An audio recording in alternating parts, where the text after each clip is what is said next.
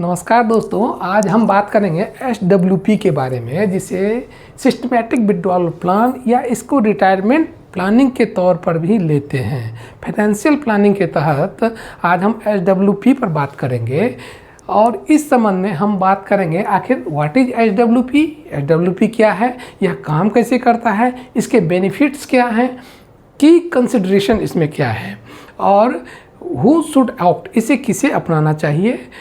Best funds for SWP के हमारा एक अपना रिसर्च है, आप भी इस पर अपना रिसर्च कर सकते हैं।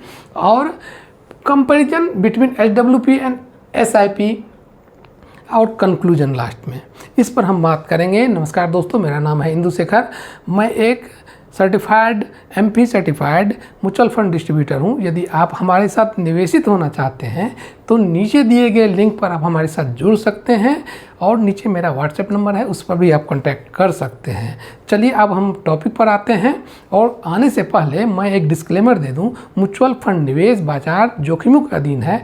आप किसी भी तरह का इन्वेस्टमेंट करने से पहले अपने फाइनेंशियल एडवाइज़र से सलाह ज़रूर लें या खुद का रिसर्च ज़रूर करें। और इसी तरह के इंफॉर्मेटिव वीडियोस को आपको देखना है तो इसे लाइक और सब्सक्राइब ज़रूर करें। तो हम अपने टॉपिक पर आते हैं। SWP, इसका पूरा फॉर्म होता है सिस्टमेटिक विड्रॉल प्लान।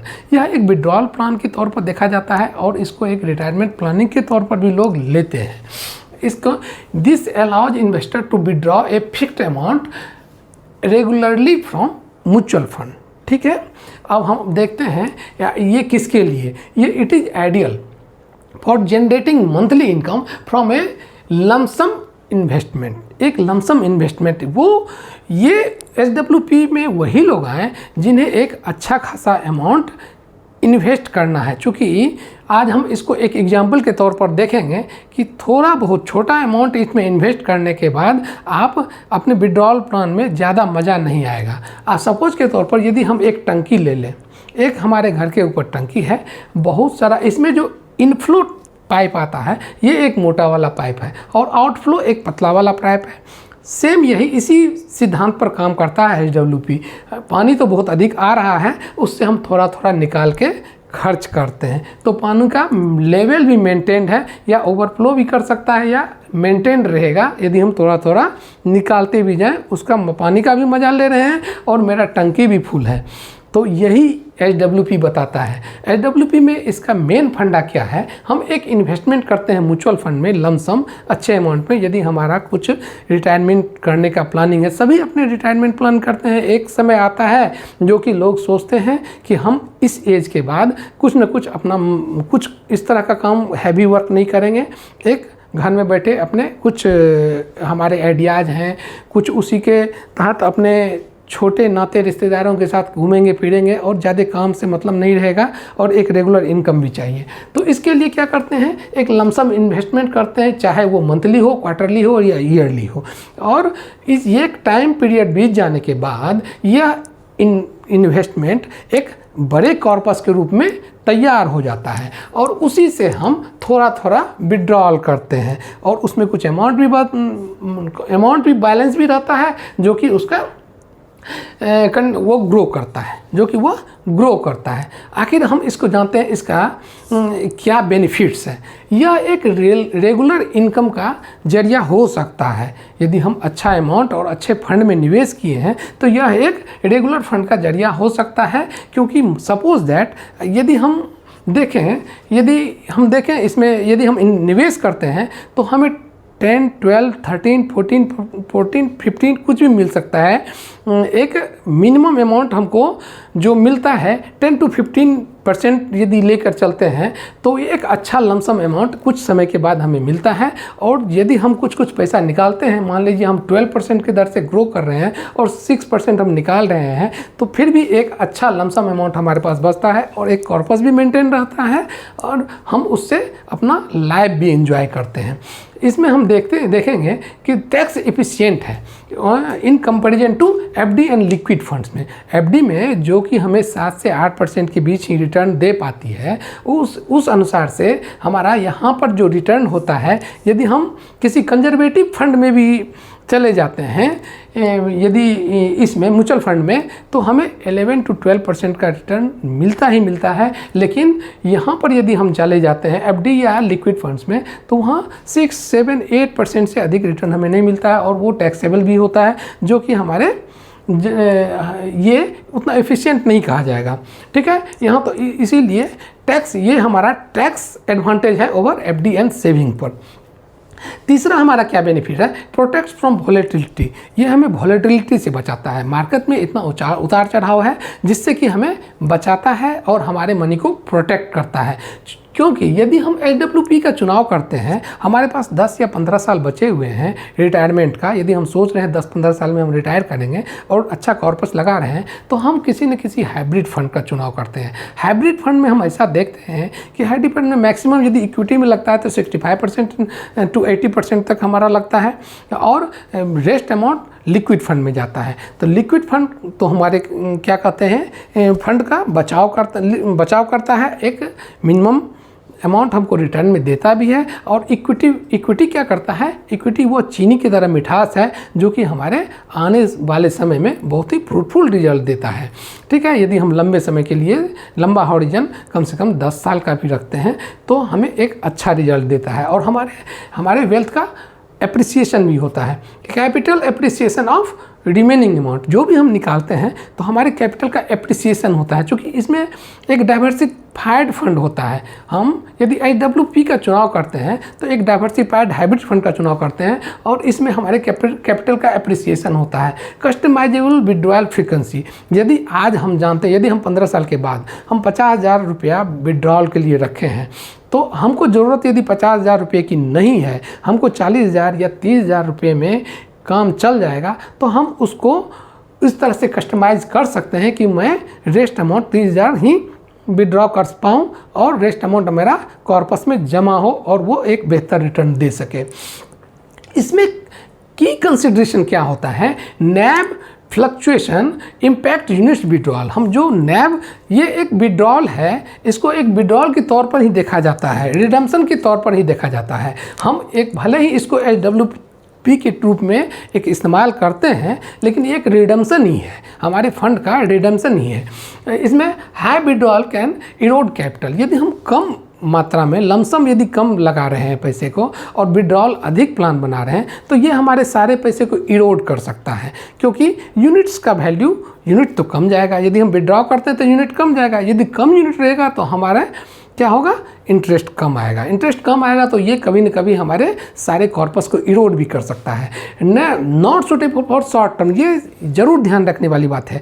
यदि हम बहुत शॉर्ट टर्म के लिए, साल 2 साल 3 साल के लिए रख रहे हैं और छोटा फंड निवेश कर रहे हैं, तो ये हमारे लिए नहीं है।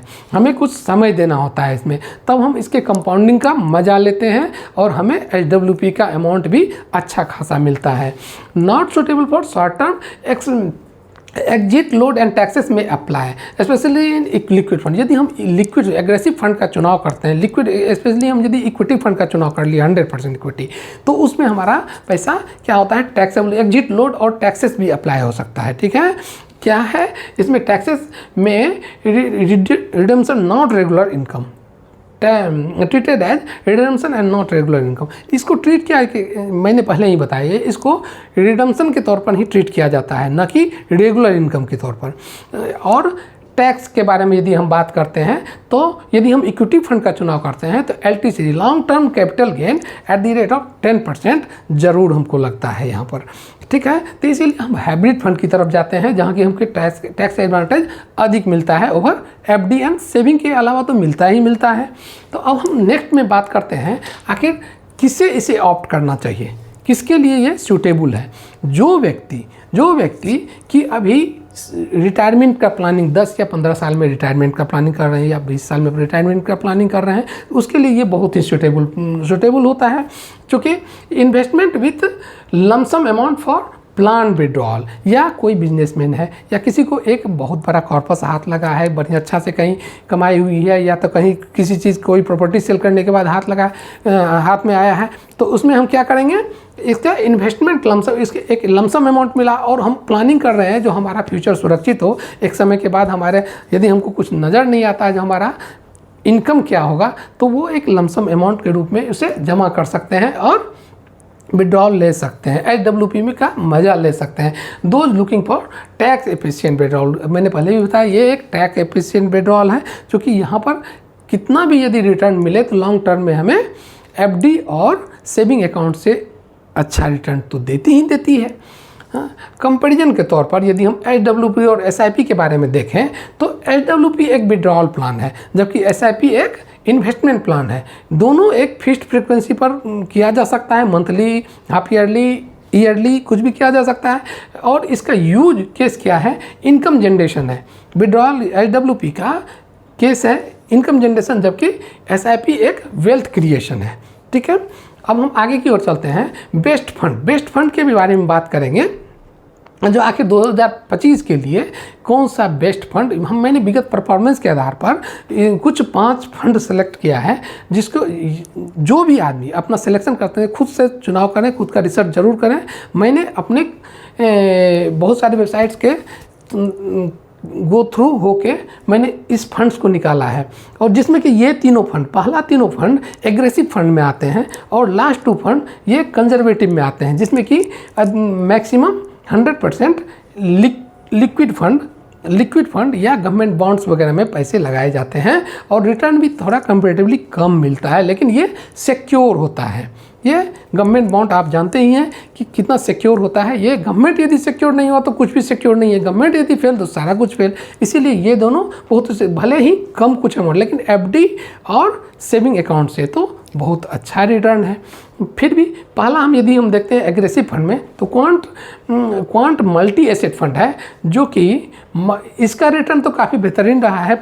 ये 1 ईयर रिटर्न इसका है 42% वर्सेस मार्केट बेंचमार्क 26%। ये जिस कैटेगरी का फंड है ये 42% का रिटर्न दिया है। एडलवाइस एग्रेसिव हाइब्रिड फंड जो कि 20.26% का रिटर्न दिया है ईयरली, वर्सेस इसका बेंचमार्क 15.13% है। DSP equity and bond fund ये 31.21% है versus benchmark 23.37%। And Kotak dynamic fund जो कि 11.2 वर्सेस 8.9% है। पांचवा फंड है DSP स्ट्रेटजिक बॉन्ड फंड, इसमें भी 11.4% वर्सेस 7.6% बेंचमार्क के। ये सारे फंड अपने बेंचमार्क से काफ़ी अच्छा फंड रिटर्न दिया है। और ये दोनों फंड, लास्ट वाला Kotak dynamic fund and DSP strategic fund, इनका सारा ये कंजर्वेटिव फंड है। इन्होंने सारा इस तरह के फंड में, इस फंड में सारा पैसा हमारा कहाँ लगाया जाता है, ये 100% सिक्योर कहा जा सकता है। 100% ये बॉन्ड में लगाते हैं पैसा, 80% जिसमें यदि हम DSP की बात करें तो 80% इसमें गवर्नमेंट बॉन्ड में एंड 20% NCDs में पैसा लगाया जाता है। आखिर कंक्लूजन के तौर पर हम चलते हैं तो क्या कहा जा सकता है, यदि यह एक पावरफुल टूल है, ये प्लान टैक्स एफिशिएंट विड्रॉल का पावरफुल टूल क्या है, प्लान टैक्स एफिशिएंट बेनिफिट का, और ideal for retirement planning and regular cash flow के लिए ये बहुत ही अच्छा प्लान होता है। इसी तरह के इन्फॉर्मेटिव वीडियोस के लिए आपसे मिस नहीं हो तो कम से कम आप इसे सब्सक्राइब जरूर करें, लाइक ज़रूर करें। आज दोस्तों हमने पढ़ा कि आखिर HWP क्या होता है, ये किसके लिए ज़रूरी होता है, और इसमें इन्वेस्ट करना किसके लिए ज़रूरी है, क्यों करें, कैसे करें। इन सारी बातों को जानकारी के लिए, इसी तरह के इन्फॉर्मेटिव वीडियोस के लिए आप हमारे चैनल्स को रेगुलर विजिट करें। धन्यवाद।